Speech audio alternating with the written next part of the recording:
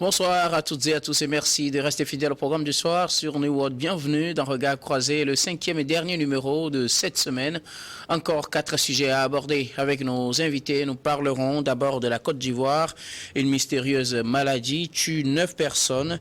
Nous parlerons ensuite de la Guinée. La communauté internationale doit regarder l'Afrique avec les yeux neufs. C'est des propos de Mamadi Doumbouya. Nous allons les décortiquer avec nos invités. Après, ce sera le Niger. L'armée renforce son dispositif à la frontière du Bénin. Puis nous terminerons bien évidemment par le Togo, rentrée scolaire lundi sous le signe de la poursuite des réformes. Et pour en parler ce soir, 2 invités sur ce plateau. Avec moi, Ashraf Ourosama, vous êtes juriste et homme politique. Bonsoir Ashraf et bienvenue. Bonsoir Monsieur Guillaume, bonsoir téléspectateurs de New World. Et notre deuxième invité aujourd'hui, Adam Adronou, vous êtes journaliste et directeur de publication de Vision d'Afrique. Bonsoir Adam et bienvenue. Bonsoir Dr Guillaume, merci de m'avoir invité. Un salut fraternel à toutes celles et à tous ceux qui nous suivent de par le monde. Avec vous, nous abordons notre premier sujet, direction la Côte d'Ivoire. Nous allons donc plus précisément dans le centre du pays, à 27 km de Bouaké, le village de Niangban. Ces jours-ci devenu tristement célèbre pour cette mystérieuse maladie, comme la surnomme la presse. Le ministère de la Santé parle d'une forte suspicion d'intoxication alimentaire ayant été à la base du décès de 9 personnes et de moins de 15 ans suite à la consommation d'une bouillie de maïs. Et 4 des enfants décédés sont ceux de la famille qui a préparé la bouillie contaminée. Alors, selon le ministère, l'inspection de la chambre où est stocké le maïs ayant servi à la préparation de la bouillie a permis de découvrir 3 bidons d'herbicide et de la farine de maïs étalée pour le séchage. Alors, intoxication alimentaire due à l'herbicide, soit 11 cas sont dénombrés avec 9 morts en Côte d'Ivoire. Adam.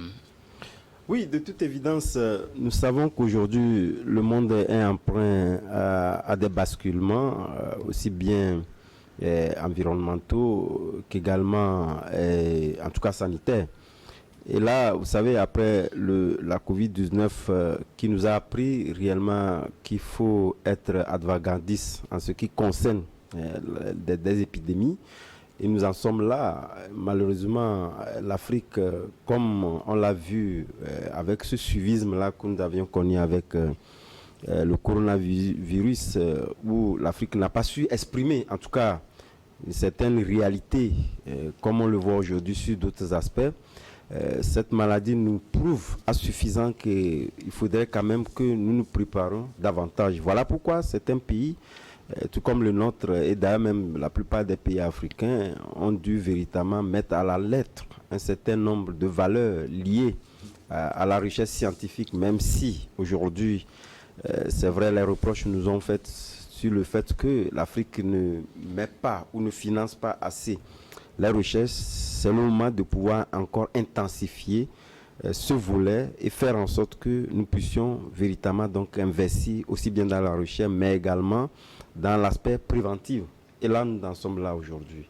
Avec cette maladie, c'est vrai que tous les paramètres sont mis en place, personne n'y connaît, puisque c'est pour la première fois qu'elle surgit dans un pays comme la Côte d'Ivoire. Et nous savons véritablement qu'avec le gouvernement d'Alassane Ouattara, qui aujourd'hui met les moyens en ce qui concerne le développement sur tous ces aspects, surtout le cas social également est mis en avance.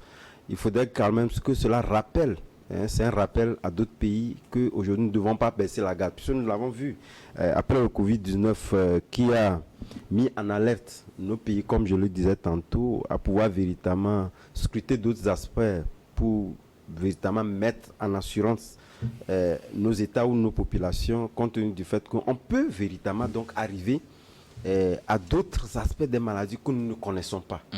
Et oui. Dans ce cas ces cas de figure, par exemple, ce serait dû à une intoxication alimentaire due à l'utilisation d'herbicides pour peut-être le maïs, puisque oui, pour ce cas précis, c'est du maïs qui serait contaminé. Oui, le maïs contaminé, en fait, on ne va pas totalement focaliser nos regards sur cet aspect seulement. Vous savez que il y a depuis un moment des voix s'élèvent contre l'utilisation abusive aussi bien de ces herbicides-là, parce que cela est réducteur en réalité des valeurs que nous avons connues par le passé en matière donc culture, de l'agriculture, etc.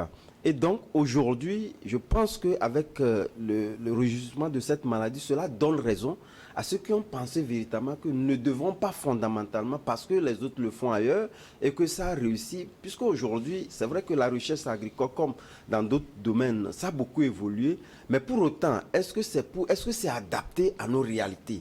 Est-ce qu'aujourd'hui, nous, Africains, avec le développement agricole que nous voulons, c'est vrai qu'on nous tasse du fait que nous sommes aujourd'hui la population la plus croissante, nous mettons au monde beaucoup d'enfants, etc. Mais pour autant, je ne pense pas qu'avec ce que nous avons, avec nos richesses de nos terres, etc., nous ne sommes pas à un niveau où nous avons véritablement besoin d'une utilisation excessive de ces herbicides-là. Je pense que sur ces herbicides-là, en tout cas, personne ne peut se tromper, puisque nous prenons même à l'échelle même un peu basique. Vous convenez avec moi que même dans nos jardins, etc., vous verrez que lorsque vous ne mettez pas assez de soins pour véritablement mettre d'autres aspects, pour nettoyer tout ce qui sort directement de nos jardins potagers, il y a problème. Sauf que ce n'est pas à grande échelle comme ce que nous constatons aujourd'hui en Côte d'Ivoire. Mais pour autant, nous savons véritablement que ce sont des produits qui sont nuisibles aujourd'hui à nos santé, Donc c'est partant de là que je dis, il est temps que nous mettons davantage de moyens dans la recherche, aussi bien agronomique que sanitaire, pour faire en sorte que ces produits-là ne soient pas l'alpha et l'oméga pour nous dire que voilà, nous avons besoin de l'autosuffisance alimentaire, il faut produire assez, etc. Or, nous avons des terres riches. Est-ce que ces terres riches-là aujourd'hui, lorsque nous scrutons aujourd'hui les richesses, est-ce que ces terres riches-là ne sont pas capables de nous produire suffisamment de l'aliment pour nourrir nos populations? Est-ce qu'il faudrait fondamentalement calquer nos regards sur ces herbicides-là qui nous détruisent? Et donc je vois que aujourd'hui nous constatons que ces herbicides-là ont causé un tort. Et cela doit interpeller au-delà de la Côte d'Ivoire. C'est vrai, comme je le disais en parlant donc de la Covid-19, aujourd'hui, est-ce que c'est parce que la Covid-19 est importée et que ce sont les puissances occidentales, on nous a dit tout de suite, vous fermez vos frontières, etc. Pourquoi cette maladie? On ne sait pas si elle est contagieuse, est-ce qu'elle provient de nature? C'est vrai, on parle des herbicides, etc. Mais aucun pays aujourd'hui n'est venu en solidarité pour dire véritablement qu'il faudrait soit fermer les frontières, etc.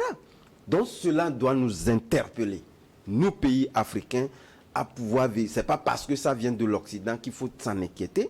C'est parce que ça vient de l'Afrique, il faudrait quand même que cette solidarité puisse être exprimée, parce que la solidarité au niveau de la recherche scientifique, elle est beaucoup plus exprimée sur beaucoup d'autres aspects. Voilà, la collaboration entre les universités, ça existe. Donc c'est le moment de pouvoir donc l'exprimer. Mais malheureusement, jusqu'au jour d'aujourd'hui, c'est vrai qu'il est trop tôt de pouvoir dire que voilà, les autres pays sont restés mieux sur le sujet. Mais pour autant, je pense que cela doit nous interpeller à être beaucoup plus avant-gardistes en ce qui concerne aussi bien la production alimentaire que la recherche scientifique. Alors, Ashraf, pour avoir consommé une bouillie à base de maïs qui serait aussi exposée à de l'herbicide, du moins pour ce qu'on a comme information pour le moment, 111 personnes sont contaminées, 9 en sont mortes. Et finalement, ce serait dû à une intoxication alimentaire. Oui, effectivement. Bon, disons que c'est un drame humain qu'il faut vraiment déplorer aujourd'hui, parce que ces derniers jours, la Côte d'Ivoire a été frappée par ce drame humain-là. Je crois que je suis d'accord avec mon interlocuteur. Là, il faut rechercher les causes profondes de cette situation dramatique que la Côte d'Ivoire vit aujourd'hui. Nous sommes dans une logique, disons, de l'agriculture intensive, où on appelle, nous sommes dans une logique d'agriculture intensive, où c'est vrai qu'on sensibilise les populations locales sur, par exemple, l'utilisation des produits phytosanitaires. Vous avez parlé des pesticides et tout. Et voilà, il y a des conséquences fâcheuses aujourd'hui de cette agriculture intensive. Avec la mondialisation, oui, on parle de la démographie galopante aujourd'hui sur le continent. Et donc, on estime qu'il faut produire intensément pour pouvoir répondre également à la demande qui est quand même assez forte. Mais moi, j'estime qu'en Afrique, souvent, nous sommes assez quand même laxistes sur les enjeux de santé publique, souvent. Nous sommes vraiment assez laxistes. Parce que, oui, certes, nous ne produisons pas tous ces produits-là. Tous ces produits-là viennent d'ailleurs. Nous devons, il doit Vous parlez de quels produits? Les herbicides, oui, les produits phytosanitaires? Les herbicides, souvent, sont importés. Et ce qu'il faut savoir, c'est-à-dire que j'estime que l'État vraiment ne joue pas le rôle de régalien. Parce que le rôle régalien de l'État reviendra vraiment à réglementer le secteur et interpeller également les agriculteurs sur un certain nombre de choses. Dans la plupart des cas, le secteur est réglementé, il y a des contrôles, mais les gens passent par des voies détournées pour amener encore ces produits sur le terrain. Oui, effectivement, il y a des voies de retournement, mais on ne peut pas déresponsabiliser l'État en disant qu'ils ont pris un certain nombre de mesures, mais il y a également le génie inventif des humains qui contournent. Est-ce qu'il ne faut pas aussi responsabiliser ces humains qui contournent les mesures en place? Qu'est-ce qu'il faut faire pour responsabiliser? Qu'est-ce qu'il faut faire pour responsabiliser? Donc il appartient, par exemple, au législateur de prévoir un certain nombre d'infractions et pouvoir maintenant sévir. Parce que nous ne pouvons pas continuer là. On parle aujourd'hui des enfants qui ont trouvé la mort pour une histoire de bouillie, d'intoxication. Donc je crois que le rôle de l'État, c'est de jouer vraiment son rôle régalien et de réglementer le secteur. Oui, aujourd'hui, on parle de l'autosuffisance alimentaire. Est-ce que l'autosuffisance alimentaire excuse tout? Est-ce qu'on doit faire appel à c'est-à-dire à tous les schémas de production intensive, à un certain nombre de choses? Je ne crois pas. Il faut également appeler les gens à la responsabilité, leur faire comprendre que, c'est-à-dire que l'agriculture intensive, la mondialisation telle qu'il nous présente aujourd'hui, le schéma n'est pas à vendre et que la production locale, on doit revenir à des schémas antérieurs. Nos grands-parents, oui certes, il n'y avait pas une démographie assez forte à ce moment-là, mais ils ont dû quand même utiliser un certain nombre de procédés et qui n'ont pas entraîné des conséquences fâcheuses. Donc je crois qu'aujourd'hui, l'État ivoirien, pour moi, a failli parce qu'il y a une institution probablement qui gère ce secteur-là. Et moi, je le dis, on n'a pas, vous savez, en droit pénal, on n'a pas besoin que les éléments constitutifs de l'infraction soient constitués définitivement pour interpeller les gens. Il suffit tout simplement des soupçons. Donc aujourd'hui, même le procureur de la République même peut s'auto-saisir dans cette affaire et pouvoir établir les responsabilités, c'est-à-dire de la commission de l'infraction jusqu'à l'application des peines. Donc je crois qu'il faut sévir. Nous ne pouvons pas continuer. Et en Côte d'Ivoire, il y a déjà même des précédents. Il y a des précédents. Oui, effectivement, c'est pas le premier cas. Il y a eu des cas de cette nature-là où on a vu. Donc je ne crois pas qu'il faut... Les Ivoiriens ne peuvent pas continuer à trouver cette mort fortuite-là. Je crois qu'on peut, à travers les mesures, à travers le rôle régalien de l'État, on peut éviter des drames de cette nature-là à l'avenir. Alors, parlant des voies de contournement et des produits utilisés dans l'alimentation de nos jours, il faut dire que la Côte d'Ivoire n'est pas le seul pays exposé à ce risque. Pratiquement tous les pays de la sous-région, ou du moins, plutôt même tous les pays de l'Afrique, peut-être seraient exposés à ce risque-là d'utilisation intensive de l'engrais, des herbicides, des pesticides, ainsi de suite, et aussi des moyens détournés que les gens trouvent pour importer sur le territoire ce qui est interdit normalement. Oui, vous savez, nous avons, dans nos pays africains, nous avons des similitudes en termes de vie et en termes de pratiques sociales. Nous avons assez de similitudes parce que lorsqu'on parle de la Côte d'Ivoire, bien évidemment, c'est pas justement parce qu'un cas n'a pas été alarmant dans un autre pays qu'il faut fondamentalement dire que voilà, ces pays-là ne sont pas inquiétés. Nous avons des drames forcément qui ne sont pas relevés au plus haut niveau quand on estime que ces pays-là ne sont pas concernés. Ce qui est en train d'arriver en Côte d'Ivoire, je pense que c'est le même problème que nous vivons pratiquement dans tous les pays.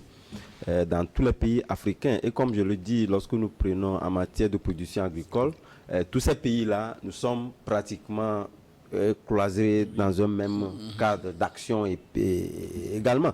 Donc, je crois qu'aujourd'hui, c'est vrai, comme vous l'avez dit, c'est parce que l'État n'a pas, ou la Côte d'Ivoire n'a pas mis les moyens. Puisque vous avez parlé des voies de contournement, bien évidemment, puisque lorsque vous prenez ces voies de contournement, aujourd'hui, ce qui se relève, on parle du formol où pratiquement tous les bonnes dames utilisent pour la conservation, etc. Et ces produits-là peuvent se retrouver lorsque vous ne laissez d'utiliser pas en bon escient, puisque le dosage, vous le maîtrisez même pas. C'est comme les produits qu'on vend, les produits pharmaceutiques où les bonnes dames vendent, dans les rues, etc. La personne n'a aucune pratique en matière médicale, etc. Mais vous le demandez, vous avez mal à la tête, il vous dit voilà. La personne devient pharmacien. Tout à fait devient pharmacien d'un coup. C'est ce qui se passe également, parce que c'est bon. Et chaque jour, je pense que ça a alerté. On parle du formé. C'est un problème véritablement qui interpelle pratiquement nos États. Tout le monde l'utilise. Et donc, je pense qu'aujourd'hui, pratiquement, il faudrait quand même mettre la barre plus haute en matière de sécurité. Ashraf, que faire? Parce que personne n'a épargné apparemment. Oui, non, personne n'est épargné apparemment. Moi, je crois qu'il faut, comme je le dis, moi je reviens vraiment à régaler. Ce qu'il faut savoir, c'est qu'il y a aujourd'hui une hégémonie commerciale des multinationales sur le continent. Quand on parle du scandale Monsanto, un certain nombre de choses. Donc je crois que c'est l'État doit véritablement jouer son rôle parce qu'il doit assurer vraiment la sécurité alimentaire de nos citoyens et développer également ce qu'on appelle le contentieux de la réparation pour, disons, protéger nos concitoyens d'un certain nombre de préjudices. Merci beaucoup à vous. Nous allons marquer la première pause. On vous retrouve tout de suite pour la suite de cette émission.